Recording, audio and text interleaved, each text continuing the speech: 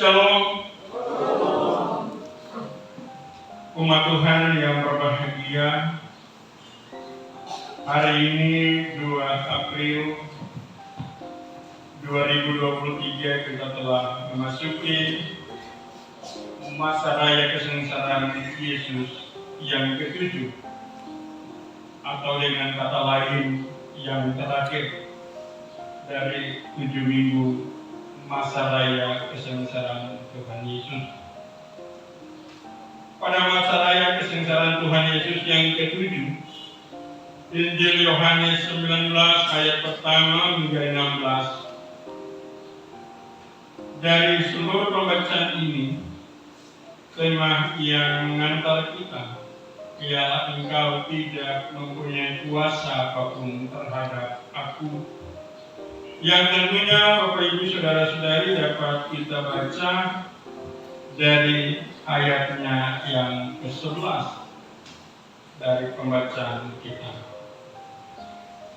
Yesus menjawab, engkau tidak mempunyai kuasa apapun terhadap aku. Jikalau kuasa itu tidak diberikan kepadamu dari atas, sebab itu Dia yang menyerahkan aku kepadamu lebih besar dosanya. Kita pada minggu sengsara Yesus yang ke-6 dari Injil Yohanes 16 sampai 33 berbicara tentang duka cita yang mendahului kemenangan. Di dalam pembacaan itu berbicara tentang sesaat kamu melihat aku, sesaat kamu tidak melihat aku. Dan di dalam pembacaan itu juga dijelaskan dari mana asal dia datang. Kalau kita baca di ayat 28 dikatakan, saya datang dari Bapa ke dalam dunia dan saya akan kembali dari dunia ini kepada Bapa. Itu asal dia. Dengan jelas Tuhan Yesus katakan. Tapi pertanyaan yang terjadi dalam murid-muridnya tentang kata sesaat itu. Ada, melihat, dan sesaat mereka tidak melihat. Bapak Ibu Saudara-saudari, itulah bagian yang kita lalui dan kita jumpai pada masa raya kesengsaraan Yesus yang ke-6. Lalu pada masa raya kesengsaraan Yesus yang ke-7 adalah engkau tidak berkuasa, mempunyai kuasa apapun terhadap aku. Apa yang dialami oleh Yesus? Kalau kesaksian Injil Lukas dengan begitu jelas menceritakan rentetan perjalanan dari seluruh proses Yesus mengalami penderitaan itu. Bagaimana dia pertama ada di mahkamah agama. Mengapa ada di mahkamah agama? Berkaitan dengan hal-hal yang terjadi yang berbicara tentang kerajaan Allah. Yang menyebut dirinya anak Allah. Itu sebabnya dibawa kepada mahkamah agama. Sesudah dari mahkamah agama, Yesus dibawa kembali lagi ke hadapan Pilatus. Dari Pilatus, Yesus dibawa lagi ke Herodes. Dan Bapak Ibu Saudara-saudari, di Herodes itu terjadi satu hal yang luar biasa. Kalau kita baca di dalam Injil Lukas pasal 23, Herodes awalnya tidak bersahabat dengan Pilatus. Tapi peristiwa Yesus, akhirnya Herodes dan Pilatus bersahabat. Ada dua-dua punya kepentingan, toh. Kalau jadi pemimpin itu begitu. Kalau yang satu diambil yang paling banyak, yang satu kesinggung. Ini ada di antara Herodes dan Pilatus. Lalu Bapak Saudara-saudari, Herodes ini juga adalah raja yang mengenakan atau menyampaikan dan memberikan jubah ungu kepada Yesus. Pembacaan kita dalam kesaksian Yohanes berbicara prajurit-prajurit memberikan. Kalau kesaksian Injil Lukas itu Herodes. Ini raja. Jubah ini jubah raja yang warna ungu. Itu sebabnya di Nusantara kita pakai ungu. Karena itu Raja Herodes juga yang dikasih yang warna ungu. Ungu itu lambang dari seorang pejabat. Tapi Herodes kasih ini raja pakai dan populer.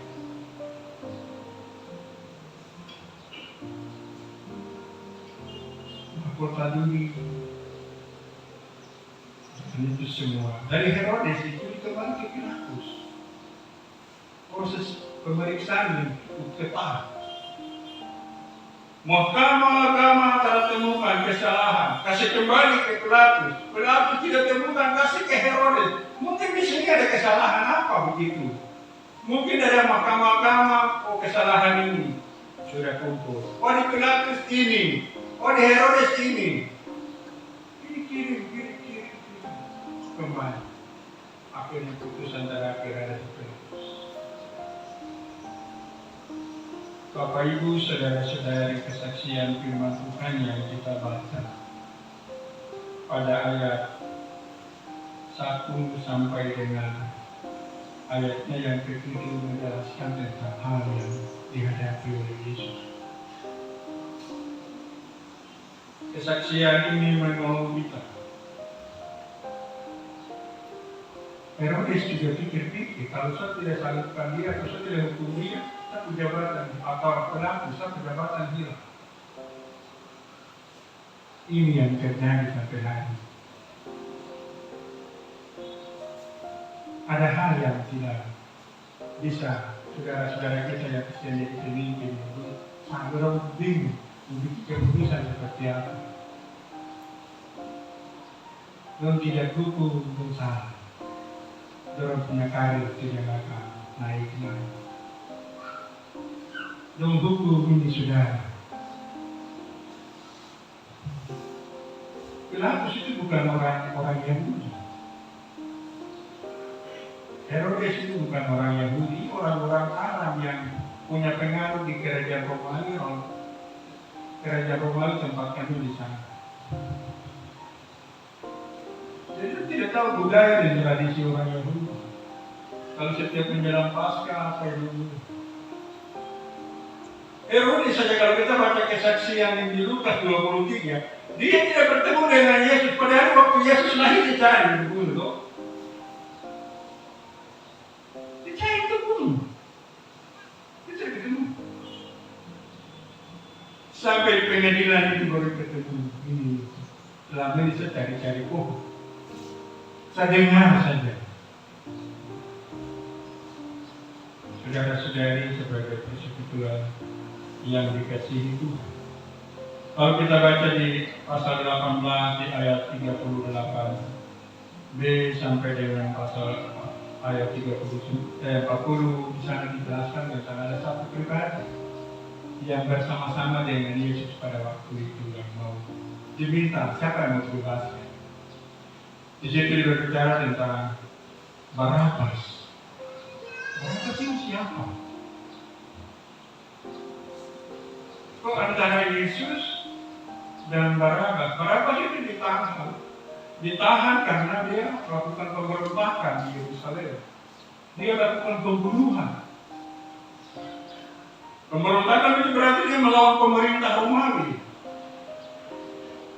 Dari pemberontakan itu bahkan dia melakukan pembunuhan terhadap orang-orang yang datang untuk menangkap dia. Tapi Yesus tidak berbuat salah. Yesus tidak melakukan kesalahan. Dikarenakan apa? Harapan orang Yahudi dengan pengaruh yang luar biasa di dalam diri Yesus supaya Yesus menjadi raja, orang Israel merdeka, bebas dari penjajahan Romawi. Tapi Yesus tidak lakukan itu. Sementara Barabas ini dia melakukan itu, gerakan itu. Dia melakukan pemberontakan, menantang pemerintahan Romawi. Bahkan dia tidak segan-segan membunuh. Oh dia ini cocok. kasih dia supaya dia berjuang untuk Israel merdeka. Yesus itu tidak berjuang untuk orang Israel merdeka.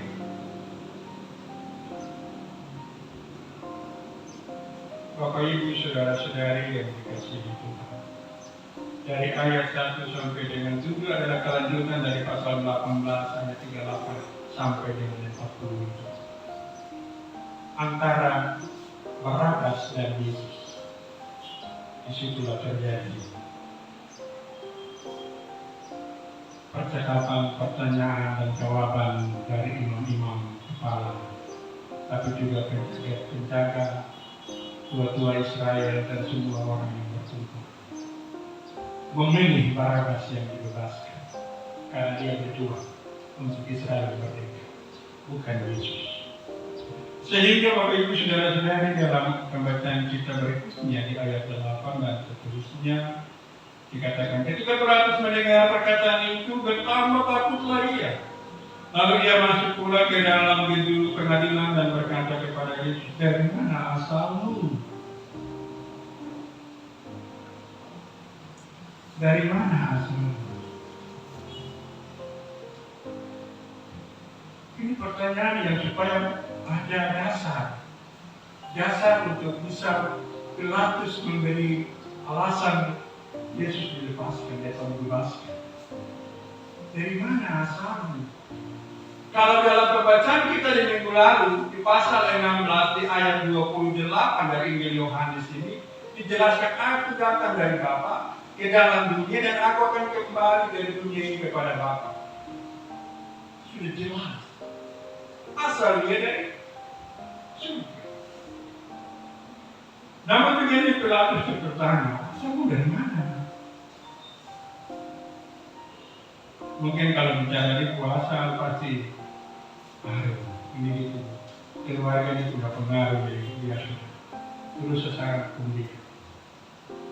Tetapi apa jawabannya atau kalimat yang Yesus sampaikan dari bagian pertanyaan ini? Dikatakan tetapi Yesus tidak memberi jawaban kepadanya. Untuk apa sampai takut? Cukup bagi saya pengikut-pengikut yang suka kita. Bapak Ibu saudara-saudari, di ayat 10-11 inilah yang terjadi perdebatan di situ. Dikatakan, maka kata Pilatus kepadanya, tidakkah engkau mau bicara dengan aku? Tidakkah engkau tahu bahwa aku berkuasa untuk membebaskan engkau dan berkuasa untuk menyalibkan engkau? Karena ini punya pengalaman sudah menyalibkan orang. Keputusan soal disalibkan dan tidak kita lihat Pilatus. Itu sebabnya Herodes walaupun dia raja, dia tidak punya hak untuk memutuskan dia kembalikan. Dari Mahkamah Agama ke Pilatus kirim ke Herodes kembalikan lagi ke Pilatus. Keputusan terakhir Pilatus. Kau silakan, tetapi putuskan. Menurut kau sendiri kah atau kau dengar suara orang banyak yang ada berteriak di rumah? Tapi apa perkataan Yesus? Di ayat 11 Yesus menjawab, engkau tidak mempunyai kuasa apapun terhadap aku. Engkau tidak mempunyai kuasa apapun terhadap aku, jikalau kuasa itu tidak diberikan kepadamu dari atas. Ini yang kadang-kadang kita lupa. Jadi, saudara-saudari, Bapak Ibu, anak-anak, kalau seseorang di bawah Tuhan, diangkat Tuhan menjadi kepala, itu Tuhan percayakan kuasa di dalam dirinya. Tapi terkadang dari menjadi kepala itu kita menjadi orang yang angkuh, orang yang ego, orang yang sombong. Padahal dia harus memahami bahwa itu Allah yang membawa dia ke dalam posisi dan jabatan seperti ini. Itu sebabnya Yesus katakan dalam pembacaan kita, jika kuasa itu tidak diberikan kepadaku dan kepadamu dari atas. Atas bukan soal dari Roma, tapi Tuhan percayakan dia ada di sana. Melalui pemerintah Romawi tempatkan Pilatus kepada Yesus. Kan Roma 13 bilang kok pemerintah itu wakil Allah. Jadi ini tapi kuasa datang dari atas. Tuhan Yesus tidak bilang itu dari Bapa, itu dari surga, tidak percaya, tapi itu dari atas yang mau terjemahan ini. Nah, dan hal yang tentunya juga menjadi bagian bagi kita di ayat 11 adalah yang ditekankan oleh Yesus kepada Pilatus. Sesuai dikatakan kepadamu dari atas tentang kuasa itu di ayat yang berikutnya. Sebab itu dia yang menyerahkan aku kepadamu lebih besar dosanya. Dia yang menyerahkan. Ibu bapak, saudara-saudari, kalimat ini kita harus terjemahkan. Dia yang menyerahkan, bukan soal saya pada waktu itu seperti Yudas Iskariot. Praktek-praktek kehidupan menyerahkan Yesus sampai hari ini itu ada. Menyerahkan Yesus itu, saudara, kita bisa melihat begini, sederhananya begini. Ketika saya sebagai orang Kristen, saya diberikan kekuasaan, diberikan kepercayaan. Terus ketika saya dalam kepercayaan itu tidak menjalankan kehendak Tuhan, itu saya sudah menyerahkan. Saya sudah menangkap Yesus. Kadang-kadang nanti Bapak Ibu saudara-saudara kita jumpai di dalam pil pemilihan begitu. Caleg-caleg calon legislatif orang melayani dengan hati, dengan sebagai pendukung itu slogan-slogan punya baliho-baliho muncul. Tapi ketika jadi Tuhan percayakan jadi dipilih dengan suara terbanyak jadi pemimpin, lupa. Itulah orang yang menyerahkan Yesus. Tidak ada begitu. Kau tidak pertahankan jati dirimu sebagai orang Kristen, pengikut Yesus di tengah-tengah tanggung jawab. Lebih banyak bermain di dunia politik, dunia hidup yang tidak memuliakan Tuhan. Itu menyerahkan Yesus. Lebih-lebih lagi kalau saudara-saudara kita yang pindah ke seberang, bukan dalam satu persekutuan orang percaya, tanda kutip, tapi pindah ke seberang, itu sudah tidak ada pengampunan. Kalau saudara jadi pejabat, jadi pemimpin, tapi saudara tidak terapkan firman Tuhan, tidak terapkan hati Tuhan di dalam pelayananmu, ada pengampunan. Tapi ketika saudara menyerahkan Yesus dalam tanda kutip pindah dan mengucapkan segala sesuatu yang tidak lagi mengakui Yesus, saudara tidak dapat pengampunan. Di dunia ini maupun dunia yang akan datang. Firman jelas dalam Matius 12. Mari kita coba lihat.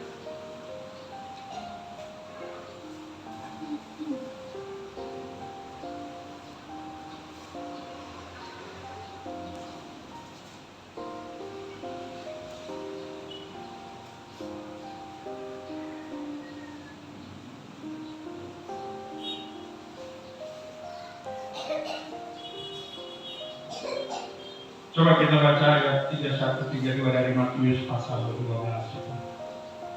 Matius pasal 12 ayat 31-32.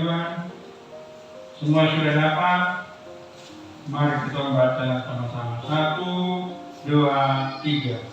Sebab itu aku berkata kepadamu, segala dosa dan hujat manusia akan diampuni, tetapi hujat terhadap Roh Kudus tidak akan diampuni. Apabila seorang mengucapkan sesuatu menentang anak manusia, ia akan diampuni.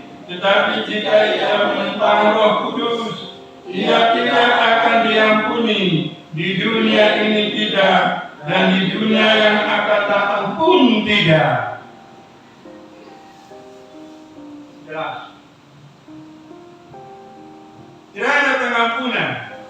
Saudara balik, saudara bilang begini, saya mau baptis ulang, saya mau begini, tidak akan. Firman tegas, jelas. Kenapa kamu pilih? Karena harta. kekayaan, kecantikan, kegantengan. Tapi rohmu tidak ada mendapat bagian di surga. Saat kamu ucapkan sesuatu yang menentang Tuhan, Anda tidak akan bersama dengan Dia.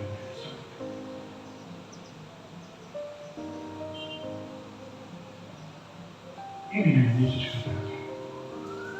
Ayat 11 bagian terakhir. Sebab itu Dia yang menyerahkan aku kepadamu lebih besar dosanya. Wah, itu sudah tahu bagaimana mengukur lagi. Lebih besar. Ibu bapa, saudara-saudari, anak-anak yang berbahagia. Pada masa raya kesengsaraan Tuhan Yesus yang ke-7 ini. Catatan ayat 10-11 ini menjadi perhatian bagi kita. Kuasa, kedudukan, jabatan, status yang engkau hadapi dan alami adalah pemberian dari Allah. Lalu Tuhan Yesus bilang, dosa yang paling besar itu orang yang menyerahkan Yesus. Jadi kalau sudah diberikan segala sesuatu oleh Yesus, mari kita gunakan, kita pakai bagi hormatan kemuliaan Tuhan, seperti hukum Tuhan tadi yang kita dengar. Kasihi Allah, itu juga lebih jauh, lebih indah, dan lebih sempurna kasih sesama Tuhan. Dan Bapak Ibu saudara-saudari, dari pembacaan kita ini juga menjelaskan hal-hal yang menarik sekali. Di ayat 12 dan dikatakan sejak itu Pilatus berusaha untuk membebaskan Dia. Tetapi orang-orang Yahudi berteriak di dalam engkau membebaskan Dia, engkau bukanlah sahabat Kaisar. Setiap orang yang menganggap dirinya sebagai raja dia melawan Kaisar. Pilatus dengar ini. Sebab siapa yang menyerahkan aku, dosanya lebih besar. Pilatus menanggung siapa dosa lebih besar sekali. Walaupun dalam proses ini ada Yudas, ada Yudas Iskariot, tapi juga yang Pilatus bilang. Itu yang kalau kita baca Injil Matius, Pilatus diambil tempat pembasuhan tangan, dicuci tangan, dibilang tidak bersama menjawab atau darahkan kesalahan. Tidak tahu, dibuat itu Tuhan ampuni, tidak Tuhan apa. Itu ada di dalam kehendak Tuhan, toh. Tapi siapa yang buat begitu, aduh kasihan. Bikin nyawa orang lain hilang. Ingat kejadian 3, ketika manusia jatuh ke dalam dosa, kejadian yang bagaimana kehidupan Kain dan Habil. Orang yang sudah mati, orang yang sudah dikuburkan, tapi nyawanya berseri kepada Tuhan, itu orang yang berkenan di hati Tuhan. Itu dia berseru Tuhan, saya bagaimana? Tuhan orang yang bikin saya bagaimana? Tuhan akan membalas. Ini yang dikatakan Yesus. Pilatus pikir berat sekali buat saya.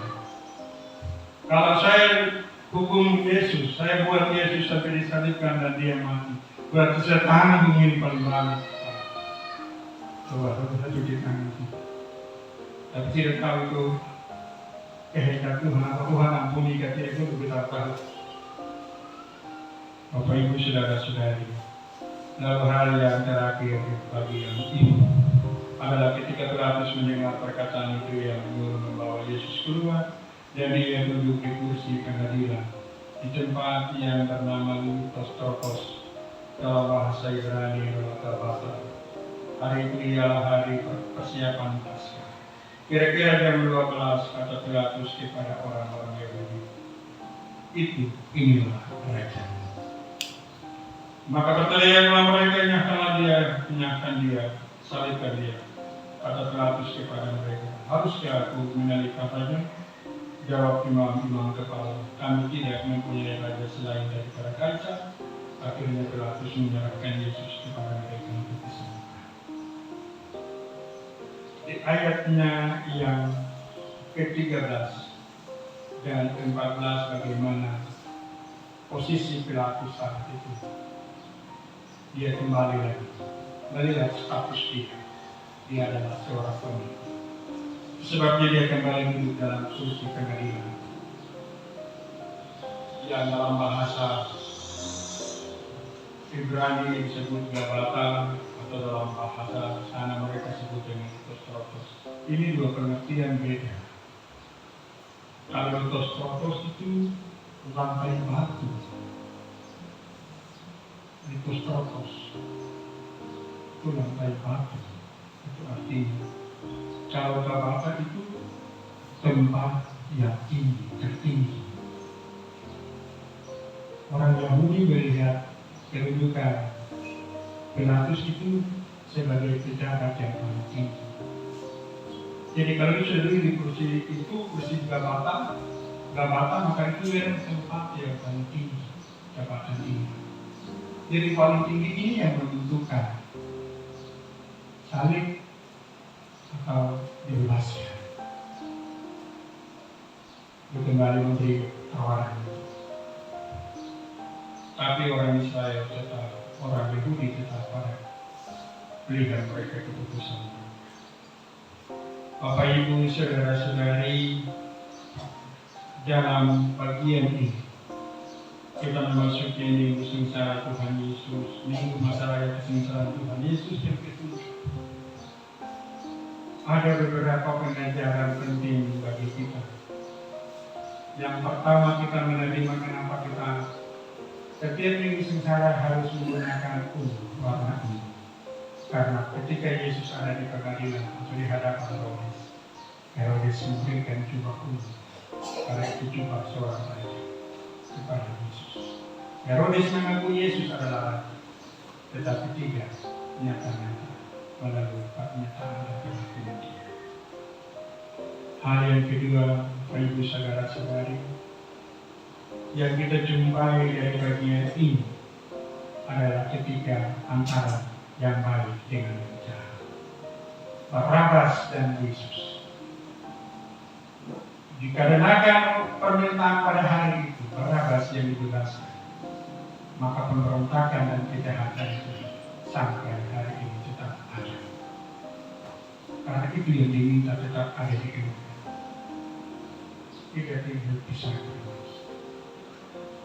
Dan kebenaran di dalam Yesus Kristus adalah nyata kepada setiap orang yang kepadanya Tuhan berkenan. Setiap orang yang dengan setia mencari Tuhan, kebenaran itu datang kepada. Hal yang berikut Bapak Ibu saudara-saudari yang kita dapat dari pelajaran ini bagi kita dari masa raya kesengsaraan Yesus yang ke-7.